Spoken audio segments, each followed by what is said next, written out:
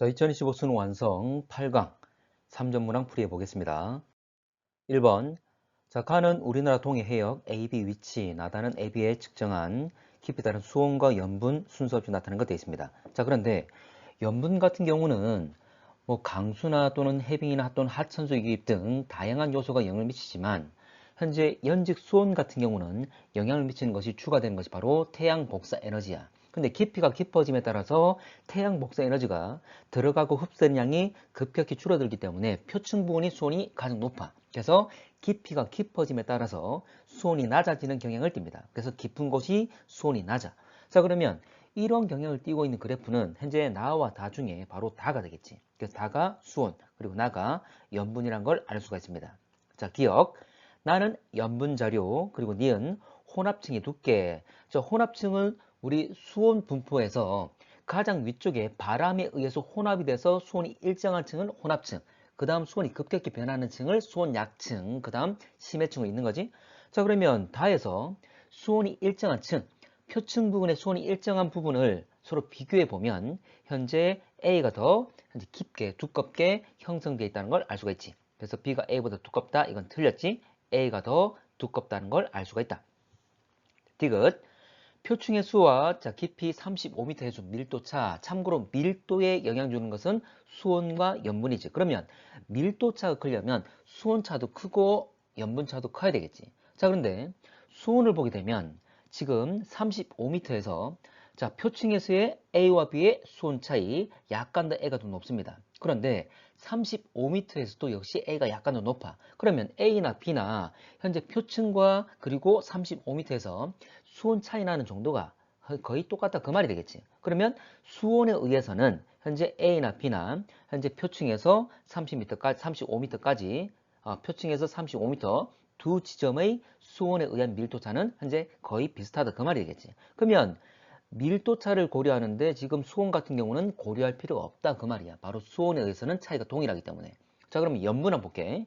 염분 보게 되면 수심 35m에서 A나 B나 염분이 비슷합니다. 그런데 현재 표층을 보게 되면 A가 월등히 낮고 B가 상대적으로 높은 거지. 자, 그러면 지금 밀도차를 물어봤는데 B 같은 경우는 표층이나 35m나 염분이 거의 비슷해. 그러면 표층과 그리고 35m에서 염분에 의한 밀도차는 아주 작다는 거지. 자, 그런데 A 같은 경우는 표층과 35m에서 지금 염분 차이가 아주 크게 나타나기 때문에 A가 바로 밀도차가 훨씬 더 크게 나타나게 되겠지. 2번 가는 북태평양 해역 AB 그리고 나와 다는 AB 같은 시기 측정한 월별 깊이에 따른 수온 분포 나와 있습니다. 지금 A와 B가 뭔지가 안 나와 있는데 참고로 A와 B, 바로 A 같은 경우에 여기는 우리가 알고 있는 대표적인 해류인 크로시아 해류, 바로 난류가 흐르고 있는 곳이지. 그리고 B 같은 경우는 반대편으로서 한류, 바로 캘리포니아 한류가 흐르고 있는 곳입니다. 자, 그래서 난류와 한류가 흐른다는 것 생각을 하시면 기본적으로 같은 위도로 하더라도 현재 난류가 더 온도가 수온이 높게 될 거야. 자, 그러면 지금 세로축을 보게 되면 수온이 나와 있는데 나 같은 경우에 높은 것이 14, 16, 근데 다는 26, 28 이렇게 훨씬 더 다가 수온이 높다는 걸 알 수가 있겠지. 그러면 다가 바로 난류인 A가 될 것이고 그리고 나가 한류인 현재 B가 될 겁니다. 자, 기억. 표층 해수의 수온 연교차 물어봤는데 자, 표층 해수라 그랬기 때문에 현재 0m 부근을 보면 됩니다. 자, 그리고 연교차니까 가장 1년 동안 가장 높은 곳과 낮은 곳. 자, 그러면 먼저 달을 보게 되면 가장 높을 때와 가장 낮을 때 일단 0m만 보면 된다 그랬습니다. 표층이니까. 자, 그랬을 때 세로축의 값은 한 8을 약간 넘어. 그래서 8과 9 사이가 될 거고 그리고 나 같은 경우도 마찬가지 높을 때와 낮을 때 0m에서 가장 높을 때와 가장 낮을 때를 보게 되면 현재 한 3을 약간 넘는 3에서 4 사이 값을 가지게 될 겁니다. 어쨌거나 다가 더 연교차가 크다는 걸 알 수가 있지. 자, 다가 바로 A니까 A가 더 크다. A가 B보다 작다. 틀렸다 되겠지? 자, 니은 A와 B 모두 8월보다 12월에 혼합층이 두께. 자, 참고로 혼합층은 수온 변화를 봤을 때 표층 부분에 바람에 의한 혼합으로 수온이 깊이에 따라서 일정하게 유지되는 그 층을 혼합층이라는 말을 쓰는 거지. 자, 그러면 A와 B 각각 8월과 12월 비교하면 될 건데 지금 A 같은 경우 다가 A니까 지금 8월 같은 경우에 0m와 25m 세로축의 값이 지금 다릅니다. 그 말은 0m와 25m 수온이 다르다. 그 말은 혼합층이 별로 발달하지 않았다. 그런데 12월을 보게 되면 0이나 25m나 50m나 다 동일한 온도를 가지고 있어. 그 말은 0에서부터 거의 50m까지 수온이 일정한 혼합층을 이루고 있다. 그 말이 되겠지? 자, 나를 볼게. 나 역시 8월 같은 경우는 0m와 25m 수온이 많이 변하고 있습니다. 그 말은 혼합층 잘 발달하지 않았단 말이고, 그런데 12월 가게 되면 0m와 25m가 거의 붙어 있습니다. 그래서 한 25m까지는 혼합층을 이루고 있다. 이 말이 되겠지? 어쨌거나 둘 다 현재 8월보다는 12월 달에 혼합층이 잘 발달되어 있다. 수온이 일정한 층이 깊게 형성되어 있다. 알 수가 있는 거지. 디귿. 자, 수온만 고려할 때 깊이 100m 산소 용해도. 자, 기체 용해도는 산소든 이산화탄소든 수온의 반비례하는 관계를 가집니다. 수온이 낮을수록 잘 녹는 거지. 그러면 수온만 고려하라 했기 때문에 수온이 낮을수록 많이 녹는다. 근데 깊이 100m. 지금 깊이 100m라 그랬으니까 100m인 선만 보면 됩니다. 자, 그랬을 때 자, B 같은 경우는 가장 낮은 곳을 이루는 것은 바로 5월달이지. 그리고 A, 다 같은 경우는 현재 100m에서 가장 아래쪽에 있는 것, 가장 낮은 것은 3월달이 되겠지. 그래서 A는 3월, 그리고 B는 5월이 되겠죠?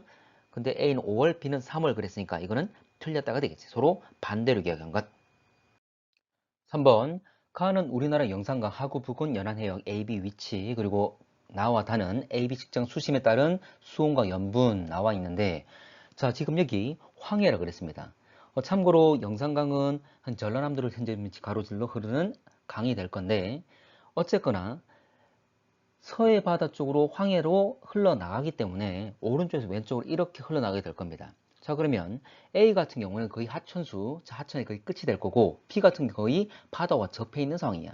그러면 강물의 방류가 많든 적든 B 같은 경우는 거의 바다이기 때문에 많이 들어오건 적게 들어오건 하천수가 적게 들어오건 많이 들어오건 거의 변화가 영향을 거의 받지 않습니다. 근데 A는 흘러나오는 곳이기 때문에 A는 변화가 클 수밖에 없는 거지.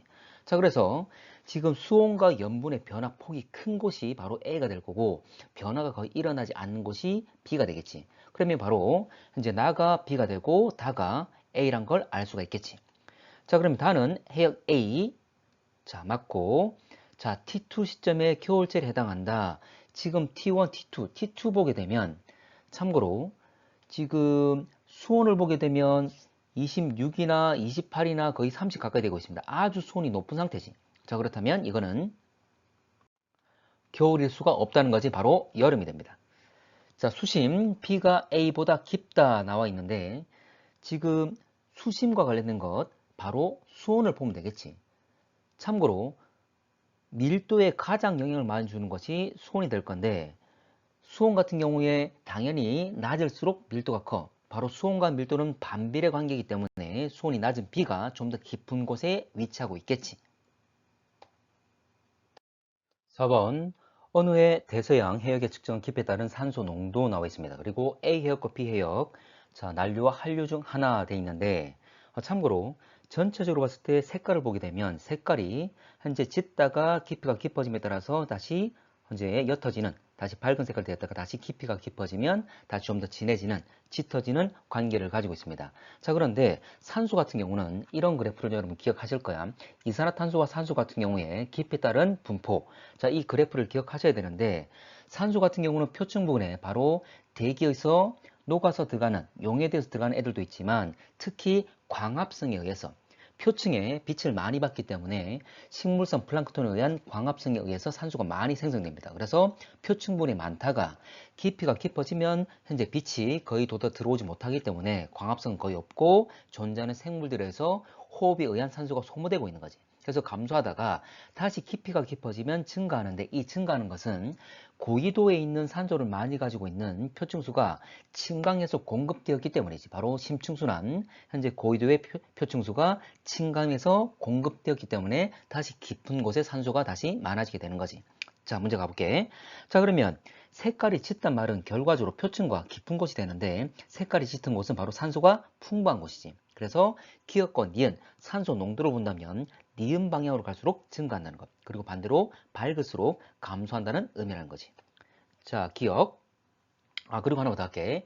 A 해역과 B 해역에 흐르는 해류, 각각 난류와 한류 그랬는데, 기체의 용해도, 산소와 이산탄소는 현재 이들의 용해도는 바로 수온의 온도의 반비라는 관계를 가집니다. 오히려 수온이 낮을수록 많이 녹는 거지. 그러면 수온이 더 낮은 한류에 더 많이 녹아 있을 거예요. 그 말은 색깔은 더 짙은 색깔을 가지겠지. 그래서 B 해역이 한류가 될 거고 A 해역이 현재 더 적기 때문에 난류가 됩니다. 자, 기억. 증가는 니은의 적절. 맞는 말 되겠지? 그리고 B 해역의 한류. B는 한류 많습니다. 산소가 풍부하니까. 자, 디귿. 표층과 A 구간 산소 농도가 다른 주요 요인 압력 증가 아니지.